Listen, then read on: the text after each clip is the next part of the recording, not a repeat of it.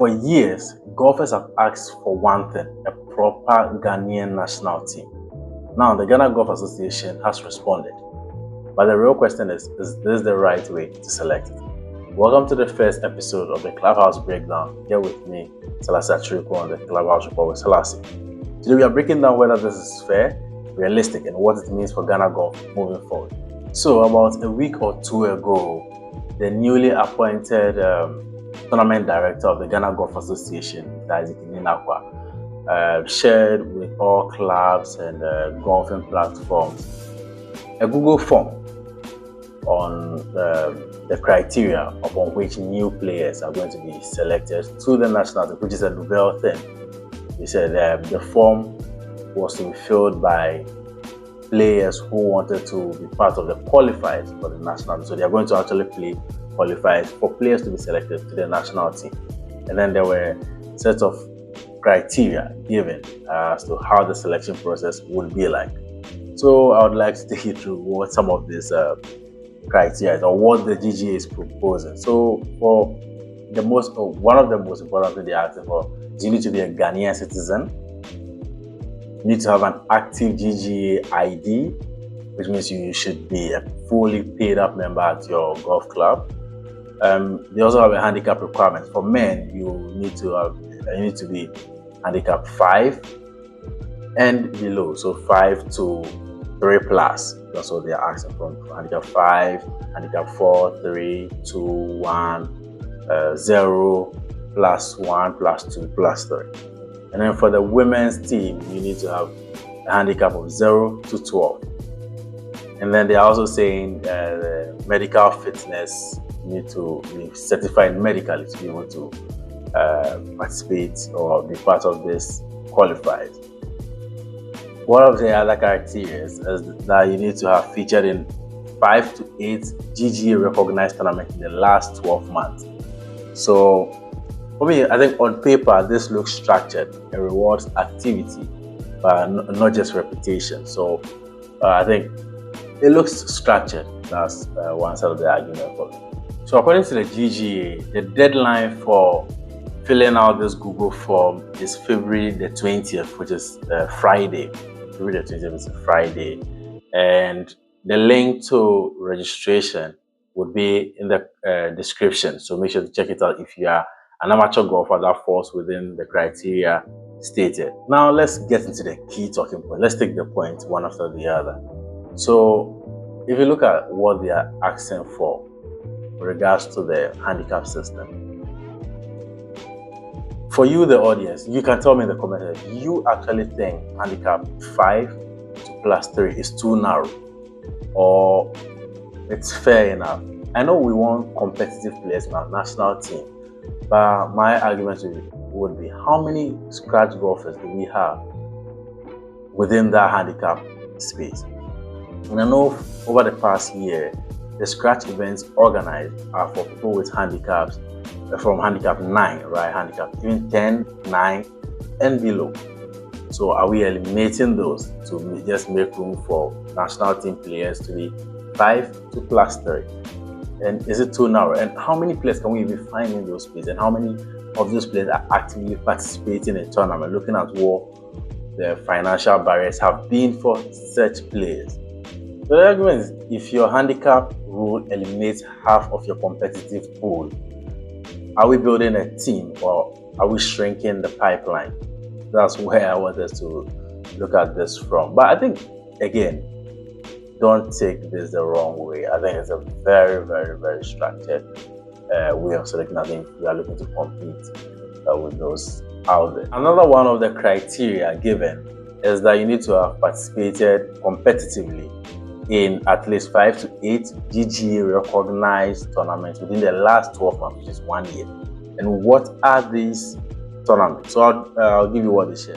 So they share that examples of such tournaments are 1, the Ghana Open, which is a major, Asante Open, club monthly medals, corporate golf tournaments, and club organized competitions.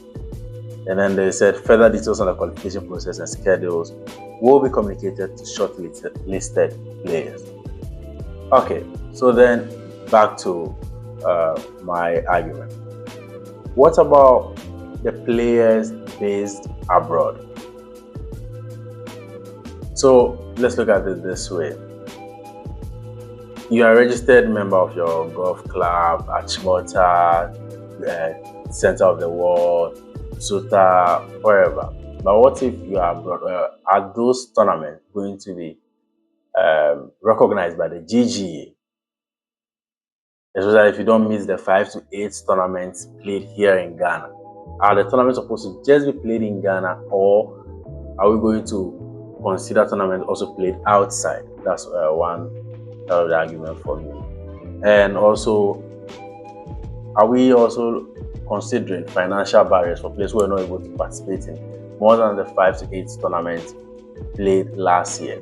So I'll give you an argument. For a player like Samuel Ejiri, Samuel Ejiri had a couple of issues at his golf club, so he couldn't participate basically in any tournament last year until the end of it, where he featured in the Sakumono Festival of Golf tournament, and then this year at the Daman Amateur Open. So such a player, in my opinion, I think Samuel Ejiri is one of the best amateur golfers, scratch golfers we have in Ghana. So are we going to eliminate that player because he's not been able to feature in the 5 to 8 players? Well, if you're looking at building that. And also another point is, are corporate tournaments really strong enough as qualifiers? How many of our scratch players play corporate tournaments? I may be wrong, but it's just something to ponder over. Hey, chat, if you do not agree with me, just share your thoughts in the comments. Let me know what you think about this, if these are fair or I'm the one who is overthinking. And another criteria I've not been able to fully grasp has been the medical fitness requirements. So what they say is that you need to, let me read this. So medical fitness, players must be certified medically fit to participate in competitive play. So that begs that, what qualifies as medically fit? Who certifies that? And is this just a formality or real screening? Right. So medical fitness sounds professional, if you ask me. But without clarity, it risks becoming selective interpretation. So please, the GGA, if you are listening to this, kindly explain that to us. And I would love to have Mr. Inakwa on my next show for more clarity on this. But guys, please and please again, while you are watching this, kindly subscribe, hit that notification sign, or hit that subscribe button on my YouTube channel.